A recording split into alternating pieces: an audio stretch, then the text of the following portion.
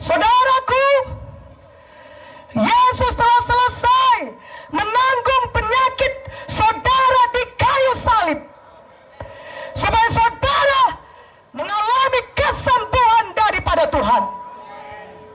Dan Tuhan Yesus selama pelayanannya di bumi ini, lebih daripada setengah pelayanannya adalah menyembuhkan orang-orang sakit. Dan Tuhan Yesus masih tetap sama. Kalau dahulu dia menyembuhkan, maka hari ini juga dia tetap Tuhan yang menyembuhkan. Amin. Mana amin ya, katakan amin. Amin. Oleh karena itu, bagaimanakah bisa menerima kesembuhan? Sama seperti kita menerima keselamatan jiwa. Saudara mengakuinya dengan mulut saudara. Saudara percaya dalam hati saudara. Saudara percaya Yesus mati bagi saudara dan mengakuinya dengan mulut saudara, maka saudara diselamatkan. Demikian juga kalau saudara mau disembuhkan, saudara harus percaya Yesus bisa menyembuhkan saudara. Amin. Dan mengakuinya dengan mulut saudara bahwa Yesus adalah penyembuh saudara. Amin. Katakan amin. Amin.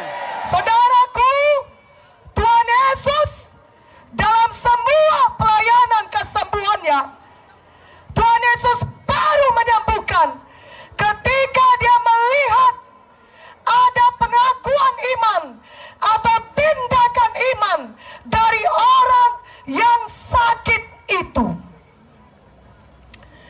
Saudara mungkin berkata, Ibu pendeta,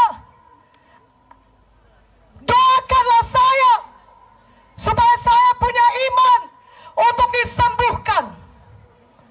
Bisakah orang sakit sembuh karena iman orang lain? Bisa.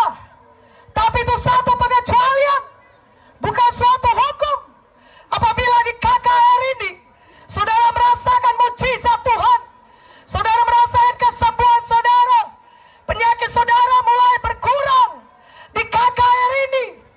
Tapi ketika saudara pulang, seminggu lagi, 2 minggu lagi, saudaraku, saudara tidak punya iman, dan saudara merasakan gejala penyakit itu kembali kepada saudara, maka saudara tidak punya iman, tidak tahu menolak penyakit itu.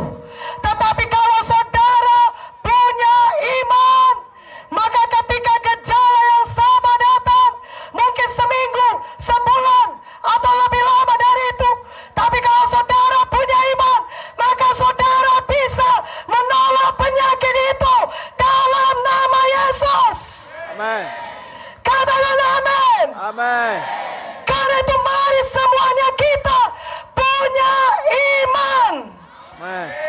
Dan iman harus ditindakkan. Iman harus diucapkan.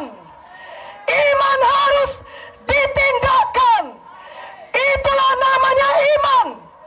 Yakobus 2:26 berkata, seperti tubuh tanpa roh adalah mati, demikian juga iman tanpa perbuatan adalah juga mati. Iman yang sejati, yang betul-betul iman, adalah iman yang ditindakkan. Amin. Katakan amin. Amin. Dan juga iman yang diakui. Tuhan mau mendengar pengakuan iman saudara dan tindakan iman saudara, sehingga biarlah malam ini saudara yang membutuhkan mujizat Tuhan bisa pulang dengan mujizat Tuhan. Dengan iman saudara bisa menerima mujizat Tuhan. Lebih kuat amin ya. Haleluya. Saya berikan contohnya dalam Markus 2 mengenai iman yang ditindakkan. Markus 2, bukalah Alkitab saudara. Markus 2 ayat 1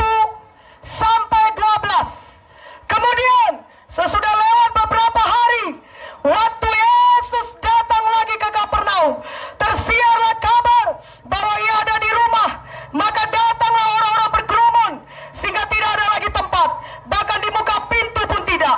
Sementara ia memberitakan firman kepada mereka, ada orang-orang datang dibawa kepadanya seorang lumpuh digotong oleh 4 orang, tapi mereka tidak dapat membawanya kepadanya karena orang banyak itu. Lalu mereka membuka atap yang di atasnya. Sesudah terbuka, mereka menurunkan tilam tempat orang lumpuh itu terbaring. Ketika Yesus melihat iman mereka, berkatalah kepada orang lumpuh itu, "Hai anakku, dosamu sudah diampuni." Tetapi di situ juga ada duduk berapa ahli Taurat. Mereka berpikir dalam hatinya, mengapa orang ini berkata begitu? Ia menghujat Allah. Siapa yang dapat mengampuni dosa selain daripada Allah sendiri? Tapi Yesus segera mengetahui dalam hatinya bahwa mereka berpikir demikian. Lalu ia berkata kepada mereka, "Mengapa kamu berpikir begitu dalam hatimu? Manakah lebih mudah mengatakan kepada orang lumpuh ini, dosamu sudah diampuni, atau mengatakan, bangunlah, angkatlah tilammu dan berjalan? Tapi supaya kamu tahu bahwa di dunia ini Anak Manusia berkuasa mengampuni dosa." Berkatalah ia kepada orang lumpuh itu, "Kepadamu kukatakan, bangunlah, angkatlah tempat tidurmu dan pulanglah ke rumahmu."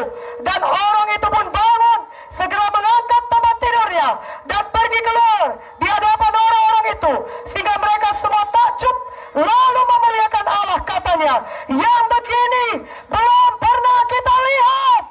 Katakan amin. Amen. Ada seorang lumpuh. Dia bukan hanya lumpuh sekedar memakai tongkat, susah berjalan. Dia betul-betul lumpuh. Kakinya tidak bisa digerakkan, tubuhnya semua tidak bisa bergerak. Dia lumpuh total. Tetapi satu hal, walaupun dia lumpuh total, dia punya iman untuk disembuhkan. Amen. Lebih kuat amin ya. Amen. Dia punya iman. Itu makanya dia berkata kepada 4 orang temannya, "Bawa aku kepada Yesus. Ayo teman-teman, perlu 4 orang engkau menggotong aku. Walaupun aku lumpuh, tidak bisa bergerak, tapi aku percaya Yesus bisa menyembuhkan aku." Amen. Haleluya. Haleluya. Dia bertindak. Dia tidak diam di rumahnya. Dia tidak duduk di tempatnya. Tapi dia bertindak. Dia ajak 4 orang temannya untuk menggotong dia. Dan 4 orang temannya ini pun sama-sama punya iman. Saudara lihat, mereka datang kepada tempat Yesus berada memberitakan firman. Dan saudara